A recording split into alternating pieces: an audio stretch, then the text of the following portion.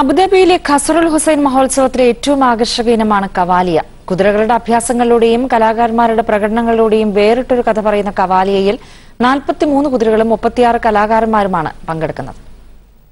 കെട്ടിയുയർത്തിയ കൂടാരത്തിനുള്ളിൽ കുതിരകളും കലാകാരന്മാരും സംഗീതവും ചേർന്നതാണ് പരിപാടി.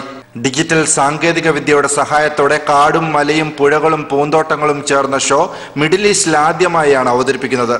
കുതിരകളുടെ പുറത്തും വേദിയിലുമായി സ്ത്രീകളടക്കമുള്ള കുതിരസവാരിക്കാർ അസാമാന്യ പ്രകടനമാണ് കാഴ്ചവെക്കുന്നത്. കുതിരപ്പുറത്തു നിന്നും കിടന്നും ചാടിയും നടത്തിയ പ്രകടനങ്ങൾ അത്ഭുതത്തോടെയാണ് പലരും കാണുന്നത്.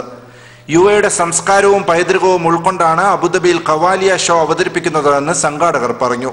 4 മാസം നീണ്ടുനിന്ന പരിശീലനത്തിന് ശേഷമാണ് 60 മീറ്ററിലധികം നീളമുള്ള വേദിയിൽ കുതിരകളെ ഉപയോഗിച്ചുള്ള പ്രകടനങ്ങൾ നടക്കുന്നതെന്നും ഷോ ഡയറക്ടർ അറിയിച്ചു.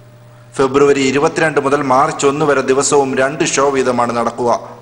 സിബി കടവിൽ, ഏഷ്യാനെറ്റ് ന്യൂസ്, അബുദാബി.